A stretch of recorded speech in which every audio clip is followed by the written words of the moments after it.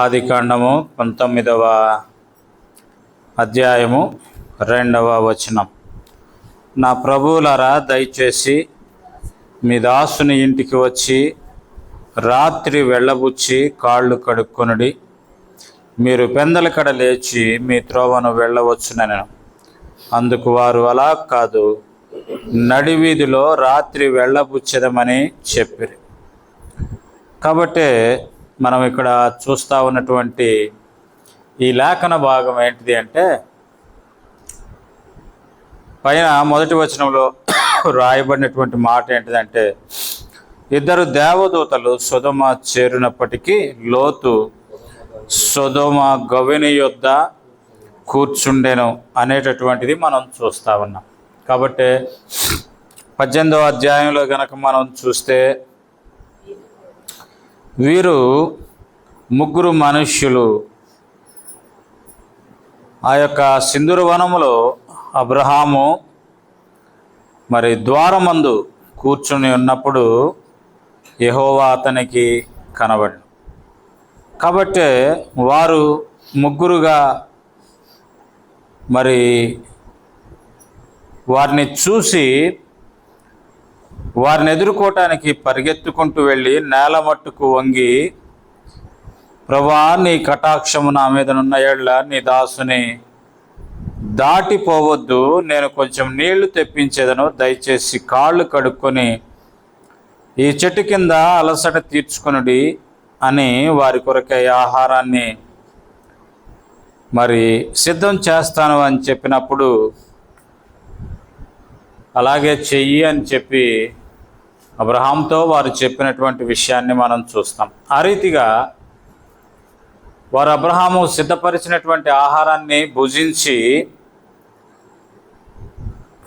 వారు అక్కడి నుంచి భుజించిన తరువాత అబ్రహాము యొక్క భార్యని ఆశీర్వదించి, మీదటికి వచ్చే ఈ దినానికి నీ చేతిలో మగబిడ్డ ఉంటారు అని చెప్పి ఆశీర్వదించినట్లుగా మనం చూస్తాం. ఆ తర్వాత వారు అక్కడి నుండి సొదొమ తట్టు వారు చూసి అక్కడికి వెళ్ళేదాని కొరకై బయలు వెళ్ళినప్పుడు అబ్రహాము వారిని సాగనంపుతా వచ్చాడు. సాగనంపటానికి వారితో కూడా వచ్చినప్పుడు దేవుడు అబ్రహాము విషయంలో తను అనుకుంటా ఉన్నాడు, చేయబోయేటటువంటి కార్యాన్ని నేను అబ్రహాముకి ఎలా దాచిపెడతాను అని. సొదొమ విషయంలో అబ్రహాము దేవుడు చేయబోయేటటువంటి కార్యాన్ని అబ్రహాముకు చెప్తాడు. ఏమని అంటే 20వ వచనం, యెహోవా సొదొమ గొమొర్రాలను గూర్చిన మొర గొప్పది గనుక వాటి పాపము బహుభారమై ఉన్నది. నేను దిగిపోయి నా యొద్దకు వచ్చిన మొర చొప్పుననే వారు సంపూర్ణంగా చేసేదో లేదో చూసేదను, చేయని ఎడల నేను తెలుసుకొందును. ఆ మనుషులు అక్కడి నుండి తిరిగి సొదొమ వైపుకు వెళ్ళిరి. అబ్రహాం ఇంకా యెహోవా సన్నిధిని నిలిచి ఉండెను. కాబట్టి ఆ సొదొమలో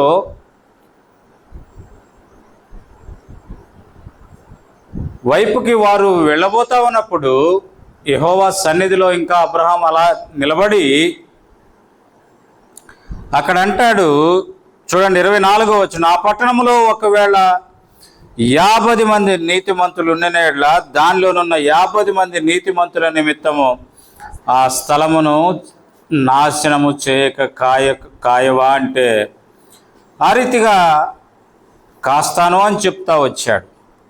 తర్వాత 32వ వచనానికి వచ్చేప్పటికి అతడు, ప్రభు కోపపడిన ఎడల నేను ఇంకొక మారే మాట్లాడేదను, ఒకవేళ అక్కడ 10 మంది కనబడుదురేమో అనినప్పుడు ఆయన 10 మందిని బట్టి నాశనము చేయక యుందునెను. యెహోవా అబ్రహాముతో మాట్లాడట చాలించి వెళ్ళిపోయాను. అబ్రహాం తన ఇంటికి. కాబట్టి ఆ రీతిగా సొదొమ యొక్క పాపం దేవుని సన్నిధిలోనికి వచ్చినప్పుడు వారు ఆ మార్గం గుండా వెళుతూ అబ్రహాము ఇంటి దగ్గర ఆగి అబ్రహాం ఇచ్చినటువంటి అబ్రహాము ఇచ్చినటువంటి ఆహారాన్ని స్వీకరించి అబ్రహామును ఆశీర్వదించినట్లుగా మనం చూస్తాం. తిరిగి తాను సొదొమ విషయంలో చేయబోయేటటువంటి ఆ కార్యాన్ని అబ్రహాము దగ్గర దేవుడు దాచలేకపోయాడు. ఆ రీతిగా సొదొమ విషయమైనటువంటి మొర నా సన్నిధిలో గొప్పదిగా ఉంది, కాబట్టి అది నాశనం చేయబోతా ఉన్నాను అన్నప్పుడు అబ్రహాము 50 మంది ఆ రీతిగా చెప్పుకుంటూ వచ్చు. చివరికి 10 మంది నీతిమంతులున్న ఆ యొక్క సొదొమని నాశనం చేయకుండా కాపాడుతావా అంటే కాపాడుతాను అని చెప్పి అబ్రహాముతో వాగ్దానం చేసి వారు అక్కడి నుండి సొదొమకి వచ్చినట్లుగా మనం చూస్తాం. అయితే వారు సొదొమకు వచ్చేటప్పటికీ సొదొమలో లోతు ఆ యొక్క సొదొమ గవిని దగ్గర ఉన్నట్లుగా మనం చూస్తాం. సొదొమ గవిని దగ్గర ఉండి వారు వస్తూ ఉన్నప్పుడు వారిని గమనించి వారిని తన ఇంటికి అబ్రహాం వలె వారిని ఆహ్వానించినట్లుగా మనం చూస్తాం. అయితే వారు లోతు ఇంటికి వెళ్ళేదాని కొరకై, లోతు ఇంట ఆహారము పుచ్చుకునే దాని కొరకై వారు నిరాకరించినట్లుగా మనం చూస్తాం. అబ్రహాము ఆహ్వానించినప్పుడు వారు సంతోషంతో ఆ ఇంట ఆహారం పుచ్చుకోవటానికి ఇష్టపడుతూ వచ్చారు. అయితే లోతు ఇంట మరి బస చేయటానికి కానీ లేదా ఆ ఇంట ఆహారం పుచ్చుకోవటానికి కానీ నిరాకరించినట్లుగా మనం చూస్తాం. అయితే 3వ వచనానికి వచ్చేటప్పటికి అక్కడ మనం చూస్తూ ఉన్నటువంటి మాట ఏంటంటే, అయినను అతడు మిక్కిలి బలవంతము చేసినప్పుడు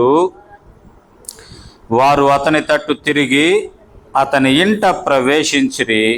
అతడు వారికి విందు చేసి పొంగని రొట్టెలను కాల్చగా వారు భోజనము చేసిరి అనేటటువంటి మాట మనం చూస్తూ ఉన్నాం. కాబట్టి ఇక్కడ మనం గమనిస్తా ఉన్నది ఏంటంటే, అబ్రహాము మనవి ఆలకించినట్లుగా లోతు మనవి ఆలకించలేదు లేదా అంగీకరించలేదు అనేటటువంటిది మనం చూస్తూ ఉన్నాం.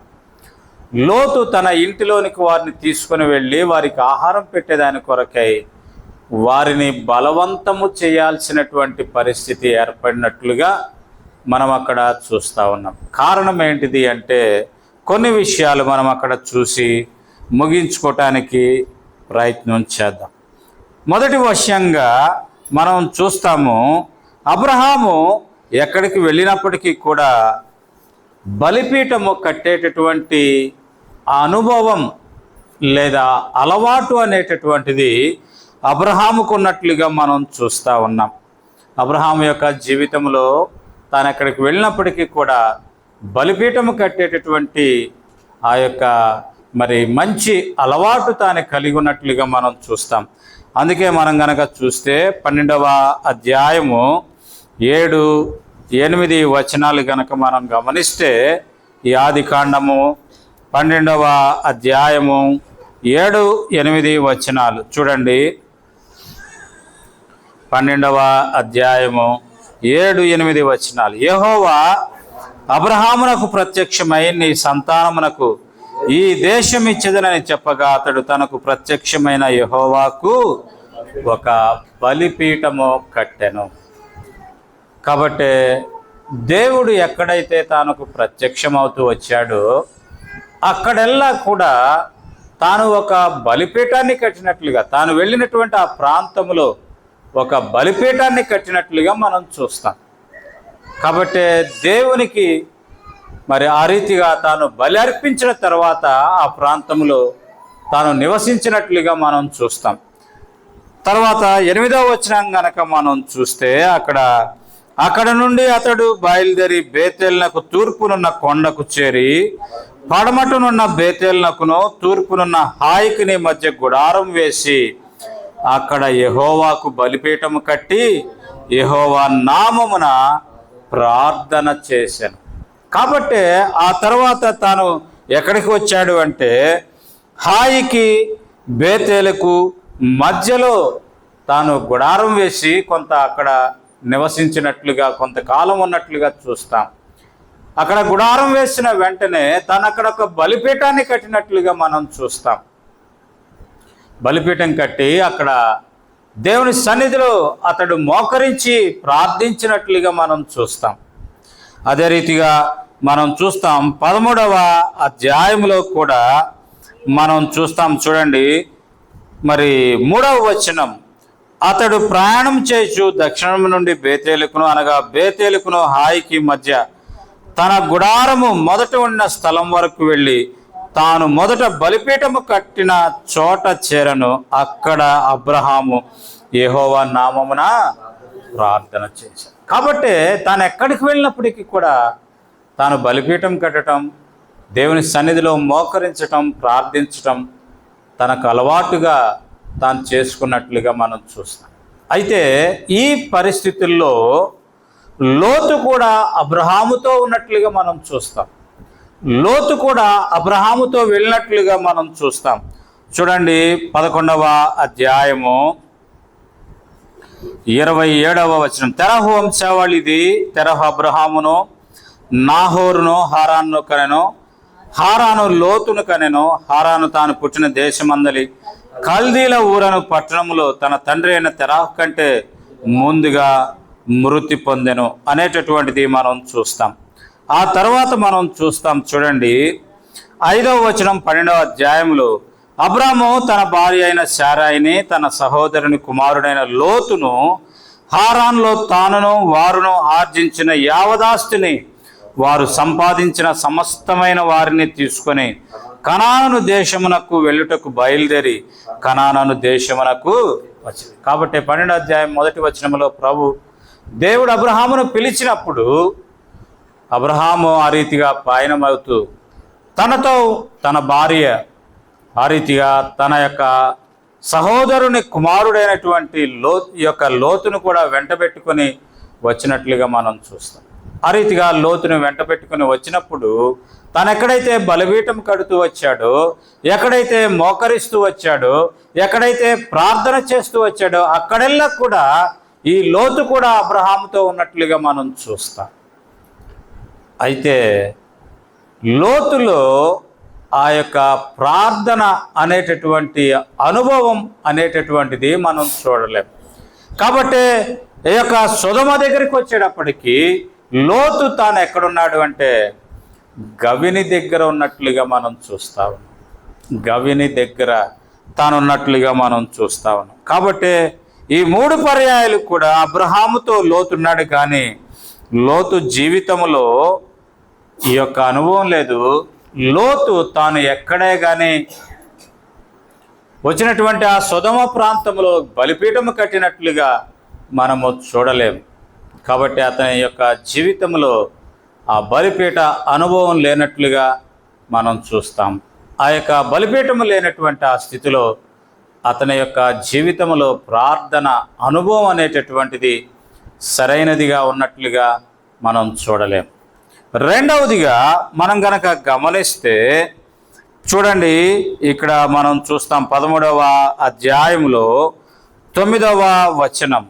13వ అధ్యాయము ఆదికాండము 9వ వచనాన్ని గనక మనం చూస్తే, ఈ దేశమంతయు నీ ఎదుటనున్నది కదా, దయచేసి నన్ను విడిచి వేరుగా నుండుము.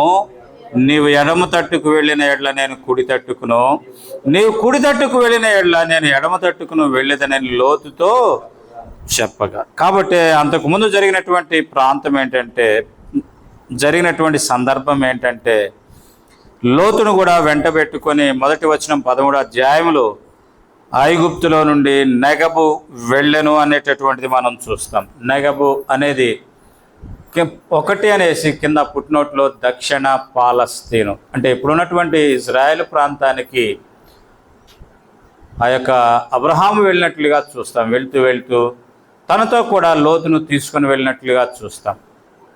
అక్కడికి వెళ్ళిన తర్వాత వారి యొక్క సంపద విస్తరించి లోతు యొక్క మరి పశువుల కాపర్లకి, అబ్రహాము యొక్క పశువుల కాపర్లకి అక్కడ మనం చూస్తాం. చూడండి, అక్కడ వ్రాయబడినట్లుగా చూడండి 7వ వచనం, అప్పుడు అబ్రహాము పశువుల కాపర్లకు లోతు పశువుల కాపర్లకును కలహము పుట్టెను. ఆ కాలమందు కనానీయులు, పెరిజ్జీలు ఆ దేశములో కాపురం ఉండిరి. కాబట్టి వారి కలహం పుట్టింది, వైరం పుట్టింది, గొడవ జరిగింది. మన భాషలో చెప్పాలి అంటే ఆ గొడవ జరిగినప్పుడు అబ్రహాము లోతుని పిలిచి, మనము 8వ వచనం, కాబట్టి అబ్రహాం మనం బంధువులం కనుక నాకు నీకు నా పశువుల కాపర్లు నీ పశువుల కాపర్లకు కలహం ఉండకూడదు.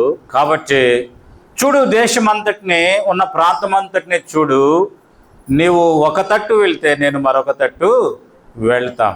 ఆ రీతిగా మన యొక్క బంధుత్వం నిలుస్తుంది, మన మధ్య కలహం ఉండదు అనేటటువంటిది లోతుకు చెప్పినప్పుడు లోతు తాను చూస్తాడు. తాను ఆ రీతిగా 10వ వచనం చూస్తే, లోతు తన కన్నులెత్తి యోర్దాను ప్రాంతం అంతటిని చూసెను. యెహోవా సొదొమ గొమొర్రా అను పట్టణములను నాశనము చేయక మునుపు సోయర్కు వచ్చే వరకు అదంతయు యెహోవా తోట వలెను, ఐగుప్తు దేశము వలెను నీళ్లు పారు దేశమై. కాబట్టి ఆ యొక్క యోర్దాను ప్రాంతం అంతటినీ కూడా లోతు నాకు అది కావాలి అని అడిగినట్లుగా మనం చూస్తూ ఉన్నాం. అక్కడ ఉన్నటువంటి ఆ పచ్చిక, ఆ నీటి వసతి తాను చూస్తూ వచ్చాడు. చూసినప్పుడు అక్కడ ఉన్నటువంటి ఆ ప్రాంతం అంతటిని చూసి, ఇది చాలా మంచిగా ఉంది కాబట్టి నేను అటు వెళ్తా అనేటటువంటిది అబ్రహాముతో చెప్పినట్లుగా మనం చూస్తాం. అయితే అక్కడ లోతు 2 పనులు చేసి ఉండాల్సింది. అబ్రహాముతో మనం బంధువులమే, అయితే మనం ఎందుకు దూరం అవ్వాలా? మన పశువుల కాపర్లకు నచ్చ చెబుదాం, ఒక దిక్కున వారు ఒక దిక్కున వీరు మేపేటట్లుగా వారికి ఆజ్ఞాపిద్దామని ఒక మాట చెప్పి ఉండొచ్చు. లేదా ఒకవేళ అబ్రహాము ఆ రీతిగా కాదులే, మనం దూరంగా ఉండటమే క్షేమము, మరలా తిరిగి ఈ యొక్క విభేదాలు రాకుండా ఉంటాయి అని అబ్రహాముతో అన్నప్పుడు లోతు అని ఉండాల్సిందే అబ్రహాముతో. అబ్రహాము, నీవు నాకంటే పెద్దవాడివి కాబట్టి నీవే చెప్పు నేనెటు వెళ్ళాలో, నీవు నన్ను ఆశీర్వదించి పంపు అంటే అది శ్రేయస్కరంగా ఉండేటటువంటిదేమో. కానీ లోతు తానేం చేస్తూ వచ్చాడు అంటే, తానున్నటువంటి ఆ ప్రాంతం నుండి చూచినప్పుడు ఆ యొక్క సొదొమ గొమొర్రా ప్రాంతాలు, పచ్చికతో నింపబడినటువంటి ఆ ప్రాంతాలు, నీటి వసతితో నింపబడినటువంటి ఆ ప్రాంతాలని చూసి తాను అటువైపు వెళ్ళటానికి తాను ఇష్టపడినట్లుగా మనం అక్కడ చూస్తాం. అంటే తనలో మరి తన పట్ల స్వార్థము అనేటటువంటిది తాను వెలుబుచ్చినట్లుగా మనం అక్కడ చూస్తాం. తాను స్వార్థంగా ఆ పచ్చిక ఉన్నటువంటి ప్రాంతాన్ని తాను కోరుకొని వెళ్ళినట్లుగా మనం అక్కడ చూస్తూ ఉన్నాం. కాబట్టి అబ్రహాము యొక్క లోతు యొక్క జీవితంలో స్వార్థం ఉంది. అబ్రహాముతో ఉన్నాడే కానీ అబ్రహాముకి నడవడిని గమనిస్తూ ఉన్నాడే కానీ అబ్రహాముతో నివసిస్తూ ఉన్నాడే కానీ అబ్రహాములో ఉన్నటువంటి ఆ శ్రేష్టమైనటువంటి లక్షణాలు లోతులో కనబడలేదు అనేటటువంటిది మనం అక్కడ చూస్తూ ఉన్నాం. కాబట్టి అతడు ఈ లోక సంబంధమైనటువంటి శ్రేష్టమైనటువంటి లోక సంబంధమైనటువంటి స్థితినే తాను కోరుకునేటటువంటి వాడిగా అక్కడ ఉన్నట్లుగా మనం చూస్తూ ఉన్నాం. మూడవది గనక మనం అక్కడ గమనిస్తే గనక 14వ అధ్యాయము 14వ వచనం చూడండి. ఈ యొక్క ఆదికాండము 14వ అధ్యాయము 14వ వచనాన్ని గనక మనం గమనిస్తే అక్కడ వ్రాయబడతా ఉన్నటువంటి మాట ఏంటిది అంటే, చూడండి, అబ్రాము తన తమ్ముడు చెరపట్టబడినని విని తన ఎంట పుట్టి అలవర్చబడిన 310 నెనమండుగురిని వెంట పెట్టుకొని దానమట్టుకు ఆ రాజులను తరిమి. కాబట్టి మనం అక్కడ చూస్తాం, అక్కడ గమనిస్తే గనక పైన 9వ వచనం గనక మనం 8వ వచనం కూడా గమనిస్తే సొదొమ రాజును, గొమొర్రా రాజును, ఆత్మా రాజును, సెబోయిము రాజును, సోయరును, బెలా రాజును బయలుదేరి సిద్దీము లోయలో వారితో అనగా ఎలాము రాజైన కదర్లయు, మెరు గోయేయుల రాజైన తిదాలు, షినారు రాజైన అమ్రాపేలు, ఎల్లాసారు రాజైన ఆరియోకు అను నలుగురితో ఆ 5 రాజులు యుద్ధం చేసిరి. అయితే సిద్దిము లోయలో విస్తారమైన మట్టికీలు గుంటలు ఉండిన సొదొమ గొమొర్రా రాజులు పారిపోయి వాటిలో పడిపోయి.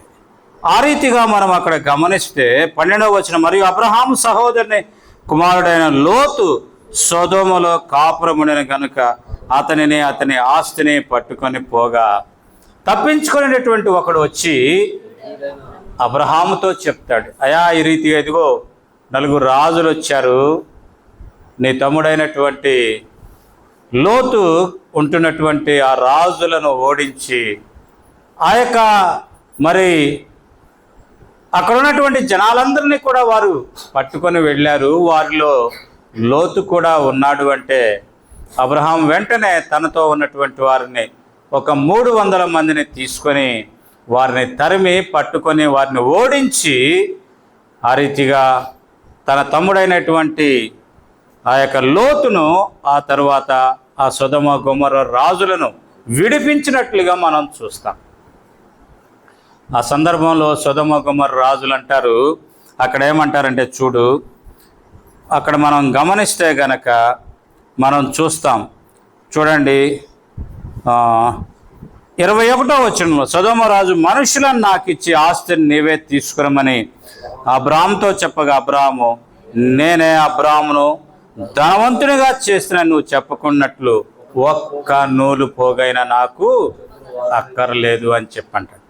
నూలు పోగైనా అక్కర్లేదు, చెప్పులు వారైనా అక్కరలేదు అంటాడు. ఆ సమయంలో ఆ యొక్క సొదొమ రాజును తీసుకుని వచ్చినప్పుడు ఆ యొక్క అక్కడ మనం చూస్తాం, షాలేం రాజైన మెల్కీసెదెకు రొట్టె ద్రాక్షారసం తీసుకుని వచ్చి అబ్రహాము దగ్గరికి వచ్చినప్పుడు అబ్రహాము వాటిని తీసుకున్నట్లుగా మనం చూస్తాం.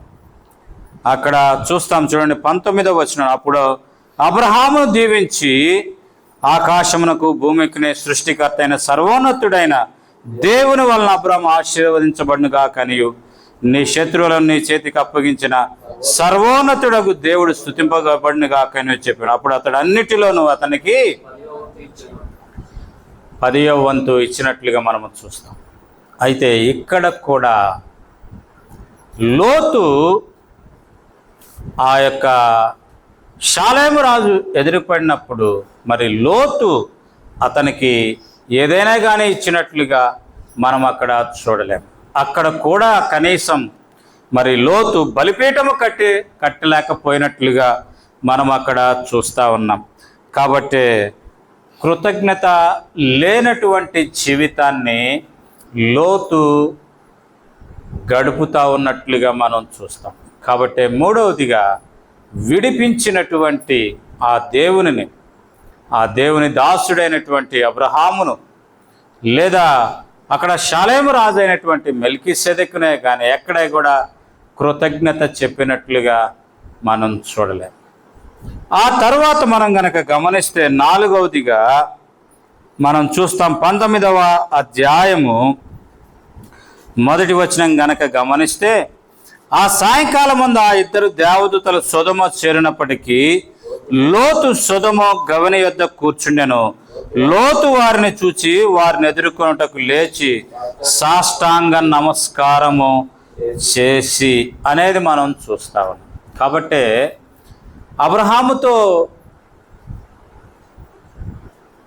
పయనం సాగిస్తూ ఉన్నాడే తప్ప, అబ్రహాముతో పయనం సాగిస్తూ ఉన్నాడే కానీ అబ్రహాములో ఉన్నటువంటి ఒక్క లక్షణాన్ని కూడా లోతు కలిగినట్లుగా లేదు. అబ్రహాము తనెక్కడికి వెళ్ళినప్పటికీ బలిపీఠము కట్టి ప్రార్థించేటటువంటి అనుభవం కలిగినట్లుగా మనం చూస్తాం. 2వదిగా అబ్రహాము యొక్క జీవితంలో మనం ఏం చూస్తూ ఉన్నామంటే, అబ్రహాము యొక్క జీవితంలో స్వార్థానికి తావు లేకుండా నీవే కోరుకో అన్నట్లుగా మనం చూస్తాం. అయితే స్వార్థంతో అతడు ఆ సొదొమ గొమొర్రా పచ్చగా ఉన్నటువంటి ఆ ప్రాంతాలని కోరుకున్నట్లుగా చూస్తాం. 3వదిగా మనం గమనిస్తే గనక పట్టుబడినప్పుడు, ఓడించబడినప్పుడు, విడిపించబడినటువంటి ఆ స్థితిలో విడిపించినటువంటి వానికి కనీస కృతజ్ఞత చెప్పనటువంటి స్థితి అనేది మనం అక్కడ గమనిస్తాం. నాలుగవదిగా మనం ఇక్కడ చూస్తూ ఉన్నటువంటిది ఏంటంటే, అబ్రహాముతో జీవిస్తూ ఉన్నాడే కానీ అబ్రహాము జీవితంలో ఉన్నటువంటి ఆ లక్షణాలు ఏమీ లేకపోగా తాను ఎక్కడ చేరాడు? గవిని దగ్గర చేరాడు. గవిని దగ్గర ఎవరెవరు చేరతారండి? గవిని దగ్గర ఎవరెవరు చేరతారు సహజంగా కదా? ఖాళీగా ఉన్నటువంటి ఆ యొక్క పెద్దవాళ్ళందరూ, పని పాట లేనటువంటి వారందరూ కదా గవిని దగ్గర చేరి వాళ్ళు ఏం చేస్తారు? పిచ్చాపాటి ఆ మాట ఈ మాట, ఈ మాట ఆ మాట చెప్పుకుంటూ ఉంటారు. అయితే లోతు సొదొమ వచ్చాడే కానీ వచ్చినప్పుడు అబ్రహాము దగ్గర తాను నేర్చుకున్నటువంటిది ఆ యొక్క సొదొమలో ఉన్నటువంటి వారికి నేర్పించలేకపోగా ఇతడు వారితో కలిసిపోయి గవిని దగ్గర కూర్చునేటటువంటి అలవాటులోనికి తాను వచ్చినట్లుగా మనం చూస్తా ఉన్నాం. గవిని దగ్గర కూర్చునేటటువంటి అలవాటులోని కంటే పిచ్చాపాటి మాట్లాడుకునేటటువంటి ఆ అలవాటులోనికి ఈ లోతు వచ్చినట్లుగా మనం చూస్తూ ఉన్నాం. కాబట్టి నాలుగవదిగా అతడు గవిని దగ్గర మరి కూర్చున్నాడు. అతడు మనం గమనిస్తే వారు అడుగుతారు, వారు వచ్చినటువంటి ఆ యొక్క దేవదూతలు అడుగుతారు, నీకు సంబంధించినటువంటి వారందరినీ కూడా తీసుకొని రా, మేము ఈ ప్రాంతాన్ని మరి నాశనం చేయబోతా ఉన్నాము అన్నప్పుడు అక్కడ మనం గమనిస్తే విచారకరమైనటువంటి విషయం ఏంటిదంటే 14వ వచనం చూడండి. లోతు బయటికి వెళ్ళి తన కుమార్తెలను పెండ్లాడనయ్యున్న తన అల్లుళ్లతో మాట్లాడి, లెండి ఈ చోటును విడిచిపెట్టి రండి, యెహోవా ఈ పట్టణం నాశనం చేయబోతున్నాడని చెప్పాను.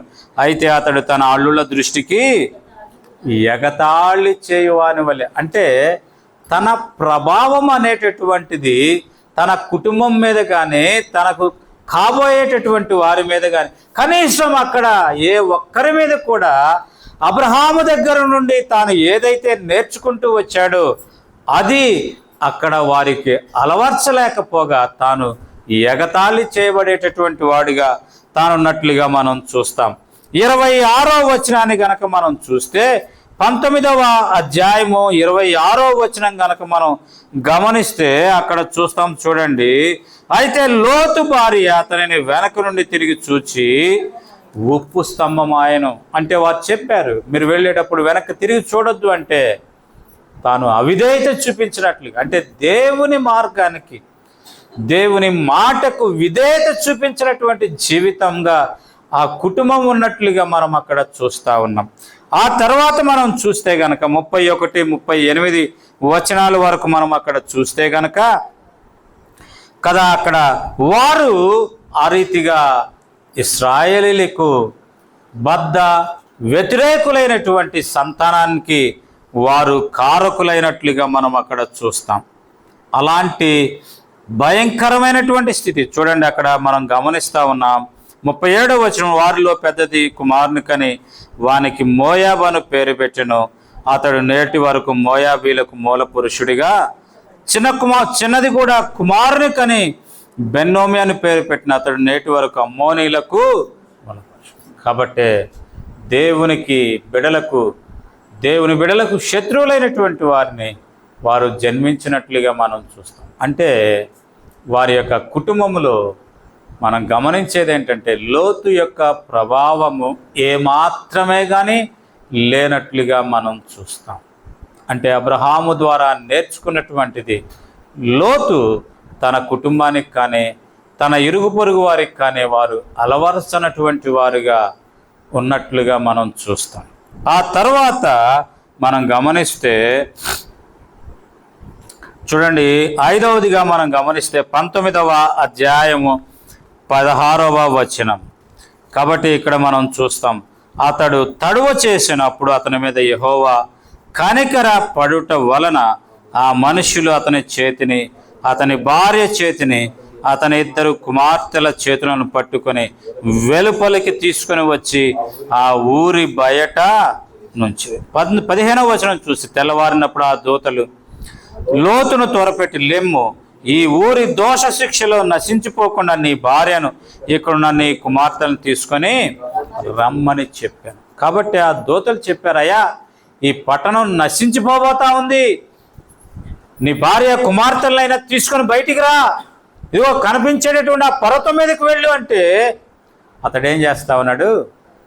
తడవు చేస్తా అంటే ఆ సొదొమలో అతడు ఎంతగా లీనమైపోయాడు, లేదా ఆ సొదొమ పట్టణంలో అతడు ఎంతగా మరి మిళితమైపోయాడు అనేటటువంటిది మనం అక్కడ చూస్తాం. అనేక పర్యాయాలు మన జీవితాల్లో కూడా పాపములో నుండి, భయంకరత్వంలో నుండి మనం బయటికి రాలేనటువంటి వారంగా మనం ఉంటాం. ఆ రీతిగానే లోతు యొక్క పరిస్థితి కూడా ఆ సొదొమ యొక్క సంస్కృతితో, ఆ సొదొమ యొక్క పాపముతో అతడు మిళితమైపోయినట్లుగా, తన కుటుంబం మిళితమైపోయినట్లుగా మనం చూస్తాం. ఆ కారణం చేత ఆ దూతలు వారిని చేతులు పట్టుకొని బలవంతంగా బయటకు తీసుకొని రావాల్సి వచ్చింది. బయటకు తీసుకొని వచ్చి వారిని ఆ ఊరి వెలుపట మరి ఉంచాల్సినటువంటి పరిస్థితి వచ్చినట్లుగా మనం చూస్తూ ఉన్నాం. ఆ తర్వాత 6వదిగా గనక మనం అక్కడ గమనిస్తే మనం చూస్తాం 20వ వచనం చూడండి, 19వ అధ్యాయం 20వ వచనం. ఇదిగో పారిపోవుటకు ఈ ఊరు సమీపంలో ఉన్నది, అది చిన్నది, నన్ను అక్కడికి తప్పించుకొని పోనిమ్ము, అది చిన్నది కదా, నేను బ్రతుకుదునని చెప్పాను. కాబట్టి మనం అక్కడ చూస్తాం 18, 19 వచనంలో అక్కడ మనం చూస్తాం చివర్లో, నేను ఆ పర్వతమునకు తప్పించుకొని పోలేను, ఈ కీడు నాకు సంభవించి చచ్చిపోదు. ప్రభువు చెప్పింది ఏంటంటే ఆ పర్వతం మీదకి వెళ్ళయ్యా అని చెప్పాడు. అయితే ఇతడు ఏం చెప్తామనంటే, అదిగో పక్కన చిన్న ఊరు ఒకటి ఉందయ్యా, అక్కడికి వెళ్తాం. ఎందుకు? ఈ సొదొమకి సమీపంగా ఉండటానికి. అంటే సొదొమ యొక్క ఆకర్షణ అతని జీవితంలో ఎంతగా ఉన్నది అనేది, అంటే దేవుని మాట కంటే కూడా సొదొమకే తాను ప్రాముఖ్యత ఇచ్చినట్లుగా, సొదొమ సమీపంలో ఉండేదాని కొరకై తాను ఇష్టపడినట్లుగా మనం అక్కడ చూస్తాం. అనేక పర్యాయాలు మన జీవితాల్లో కూడా మనం అటువంటి వారంగా మనం ఉంటాం. దేవుని కంటే కూడా లోకములో ఉన్నటువంటి మన వారితో ఎక్కువ మిళితమైపోయేటటువంటి వారంగా, లోకములో ఉన్నటువంటి ఆచార అలవాట్లలో మనం మిళితమైపోయేటటువంటి వారంగా, అంటే దేవునికి సమీపంగా, దేవుని సన్నిధికి సమీపంగా ఉండలేనటువంటి వారంగా మన జీవితాల్లో అనేక పర్యాయాలు మనం ఉంటా ఉన్నట్లుగా మనం చూస్తూ ఉన్నాం. చివరిదిగా 7వదిగా మనం చూస్తే అక్కడ మనం గమనిస్తూ ఉన్నాం. చూడండి 18, 19 వచనాల్లో అక్కడ మనం గమనిస్తే గనక మనం అక్కడ అంటా ఉన్నాడు, నేను ఈ పర్వతమునకు తప్పించుకొని పోలేను అని అంటూ చివరికి ఇక్కడికి వచ్చేటప్పటికి అంటాడు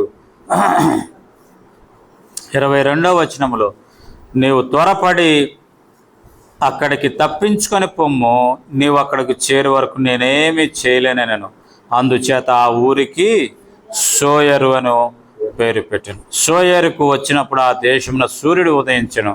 అప్పుడు యెహోవా సొదొమ మీద గొమొర్రా మీదను యెహోవా యొద్ద నుండి గంధకమును అగ్నిని ఆకాశము నుండి కురిపించి ఆ పట్టణములో మైదానమంతటిని, ఆ పట్టణంలో నివసించిన వారిని సమస్తాన్ని కూడా నాశనం చేసినప్పుడు అక్కడ మనం గమనిస్తూ ఉన్నాం. సొదొమ గొమొర్రా తట్టు 28వ వచనం, మైదాన ప్రదేశం యావత్తును చూడగా అదిగో ఆ ప్రదేశ పొగ ఆవము పొగవలే లేచున్నప్పుడు ఆ మైదానం పట్టణం పాడు చేసినప్పుడు దేవుడు అబ్రహామును జ్ఞాపకం చేసుకున్నాడు. తర్వాత 30వ వచనంలో, లోతు సోయర్లో నివసించుటకు భయపడి తన 2 కుమార్తెలతో కూడా సోయర్ నుండి పోయి ఆ పర్వతమందు నివసించాడు. కాబట్టి ఎంతటి విచిత్రమైనటువంటి పరిస్థితికి అతడు వచ్చాడు అనేది మనం చూస్తాం. ప్రభు ముందే చెప్తూ వచ్చాడు, అక్కడ వద్దు అంటే కాదు నేను ఇక్కడే ఉంటా అన్నాడు. సరే వెళ్ళు, నువ్వు వెళ్ళేంత వరకు కూడా నేను ఈ యొక్క దీని మీద నాశనం చేయనంటే అతడు వెళ్ళాడు. వెళ్ళి అక్కడ పడినటువంటి ఆ యొక్క భయంకరమైనటువంటి అగ్ని గంధకాలు అవన్నీ చూసినప్పుడు తాను భయపడిపోయి మరలా తిరిగి ఎక్కడికి వెళ్ళాడు? ఆ పర్వతం మీదకి వెళ్ళినట్లుగా మనం చూస్తాం. ఆ సందర్భంలోనే తన భార్యను కూడా తాను పోగొట్టుకున్నట్లుగా మనం చూస్తాం. ఉప్పు సంబంధమైపోయినట్లుగా మనం అక్కడ చూస్తూ ఉన్నాం. కాబట్టి ఇక్కడ మనం చూస్తూ ఉన్నాం.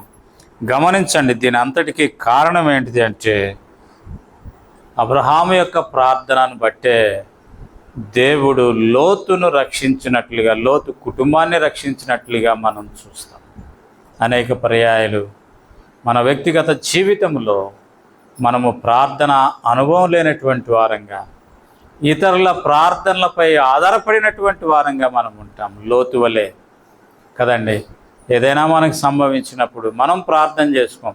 పాస్టర్ గారి దగ్గరకో ఇంకొకరి దగ్గరకో వెళ్ళి మా కోసం ప్రార్థన చేయండి. మంచిదే, ప్రార్థన చేయమని అడగటం మంచిదే. అదే సమయంలో మనం కూడా అట్టి అనుభవం కలిగినటువంటి వారంగా మనం ఉండాలి అనేటటువంటిది మనం నేర్చుకుంటాం. కాబట్టి ఈ సంవత్సరం అంతటిలో కూడా ఒకవేళ మన జీవితంలో లోతులో ఇటువంటి లక్షణాలు గనక ఉండి ఉంటే వాటిని బట్టి ప్రభు పాద సన్నిధిలో చేరి, ప్రభా ఇదిగో ఈ సంవత్సరంలో లోతు వలె దేవుని బిడ్డలతో ఉంటా ఉన్నాను, దేవుని సేవకులతో నేను జీవిస్తూ ఉన్నాను, కానీ నాలో వారిలో ఉన్నటువంటి ఆ ప్రార్థన అనుభవం, బలిపీఠం కట్టేటటువంటి ఆ అనుభవం నాలో లోపించిందయ్యా. అనేక పర్యాయాలు అట్టి జీవితానికి, ప్రార్థనా జీవితానికి నేను దూరమైనటువంటి స్థితిలో నేనుంటూ వచ్చాను అని ప్రభు దగ్గర క్షమాపణ కోరేవారంగా మనం ఉండాలనేది దేవుని యొక్క ఆశ. రెండవదిగా మనం గమనిస్తూ ఉన్నాం, మన జీవితంలో అనేక పర్యాయాలు స్వార్థపరమైనటువంటి స్థితి కదండి. ఇతరుల కంటే ముందు నేనే, నాకే అన్నీ కావాలి, నాకే కావాలి, నేనే చెయ్యాలి అనేటటువంటి స్వార్థపరమైనటువంటి జీవితం మనం కలిగిన వారంగా అనేక పర్యాయాలు ఉంటూ వచ్చాం. లోతు వలె తన యొక్క అబ్రహాముని అడగొచ్చు, అయ్యా నువ్వే చెప్పు, నన్ను ఎక్కడికి వెళ్ళమంటావు, నేను ఎక్కడికి వెళ్తే క్షేమం నువ్వే చెప్పు అనే దానికి బదులుగా ఆ పచ్చగా ఉంది అనేటటువంటిది దాన్ని చూసి స్వార్థంతో తన ప్రాంతానికి వెళ్ళినట్లుగా మనం చూస్తాం. అనేక పర్యాయాలు మన జీవితంలోనూ అట్టి అనుభవం కలిగినటువంటి వారంగా మనం ఉంటాం. కాబట్టి ప్రభా, అనేక పర్యాయాలు స్వార్థంగా నా జీవితం విషయమై, నా కుటుంబం విషయమై నేను ఆలోచిస్తూ వచ్చాను, ప్రభా నన్ను క్షమించు అంటూ ప్రభు సన్నిధిలో క్షమాపణ కోరేవారంగా ఉండాలనేది దేవుని యొక్క ఆశ. మూడవదిగా మనం గమనిస్తే, అనేక పర్యాయాలు దేవుడు మనల్ని కష్ట నష్ట పరిస్థితుల్లో, ఓడిపోయినటువంటి పరిస్థితుల్లో ప్రభు మనల్ని పట్ల దయ చూపించి, జాలి చూపించి తిరిగి మనల్ని లేవనెత్తినప్పటికీ కూడా మనము దేవునికి కృతజ్ఞత కలిగిన వారంగా మనం ఉండకుండా తిరిగి మరలా పాత జీవితం వైపే, పాత అలవాట్ల వైపే మన జీవితం కొనసాగించినటువంటి వారంగా మనం ఉంటూ వచ్చాం. కాబట్టి ఈ సంవత్సరంలో ఎక్కడ అటువంటి రీతిగా ప్రవర్తిస్తూ వచ్చారో ప్రభు నీ కష్టస్థితిలో, నీ రోగ స్థితిలో, నీ వ్యాధి బాధ, నీ కన్నీటి స్థితిలో ప్రభు నిన్ను ఆదుకుంటూ వచ్చినప్పటికీ కూడా లోతు వలె వాటన్నిటినీ మరిచి కృతజ్ఞత లేనటువంటి వారంగా తిరిగి లోక సంబంధమైన ఆచార అలవాట్లలో మన జీవితాలు మునిగిపోయి దేవుని మందిరాన్ని, ప్రార్థన, దేవుని సన్నిధికి మనం దూరమవుతూ వచ్చామో ఆ పరిస్థితులన్నింటినీ కూడా మనం జ్ఞాపకం చేసుకుని, ప్రభా ఇదిగో ఈ పరిస్థితిలో నాయన నీవు ఈ రీతిగా నన్ను లేవనెత్తినప్పటికీ, నాకు విజయం ఇచ్చినప్పటికీ కూడా నేను నీ సన్నిధిని ప్రేమించలేకపోయాను, నీ కృతజ్ఞత కలిగి ఉండలేకపోయాను అంటూ ప్రభు సన్నిధిలో మనం క్షమాపణ కోరే వారంగా ఉండాలనేది దేవుని యొక్క ఆశ. నాలుగవదిగా మనం గమనిస్తూ, మనం దేవుని అంగీకరించినప్పటికీ కూడా మనం ఇతరులను ప్రభావితం చేసేదానికి బదులుగా మనమే లోకముతో, లోక ఆశలకి ప్రభావితమైపోయి తిరిగి వెనకడుగు వేసినటువంటి వారంగా మన జీవితాల్లో అనేక పర్యాయాలు ఉన్నాయి.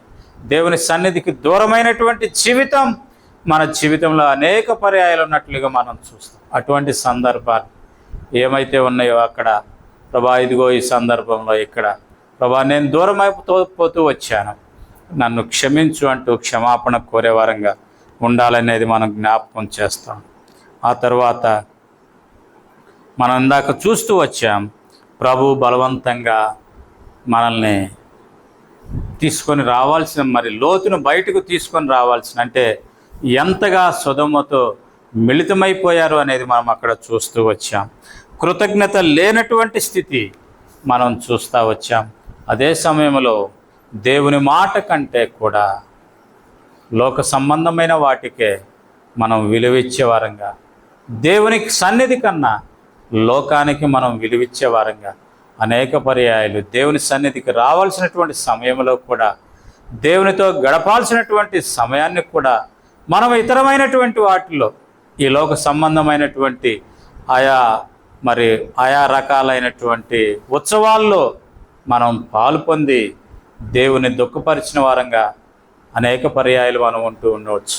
కాబట్టి ఇటువంటి సందర్భాలు ఏవైతే మన జీవితాల్లో ఉన్నాయో, లోతు వలె మనం దేవుణ్ణి సంతోషపరచక దేవునిని దుఃఖపరిచినటువంటి వారంగా ఎక్కడైతే మన జీవితాల్లో మనం దేవునికి దూరంగా ఉంటూ వచ్చామో, ఆ సందర్భాలన్నీ ఈ సంవత్సరం అంతటిలో మనం జ్ఞాపకం చేసుకుని ప్రభు సన్నిధిలో మనం ఈ నూతన సంవత్సరంలో ప్రవేశించేదానికి ముందుగా మనం ప్రభు సన్నిధిలో మనం హృదయాన్ని విప్పి ప్రభు సన్నిధిలో మనం క్షమాపణ కోరుకొని, ఆ రీతిగా క్షమాపణ హృదయంతో నూతన సంవత్సరంలోనికి ప్రవేశించేదాని కొరకై మనల్ని మనం సిద్ధపరచుకుందాం. ప్రభు ఆ రీతిగా నీకు నాకు సహాయపడినగాక.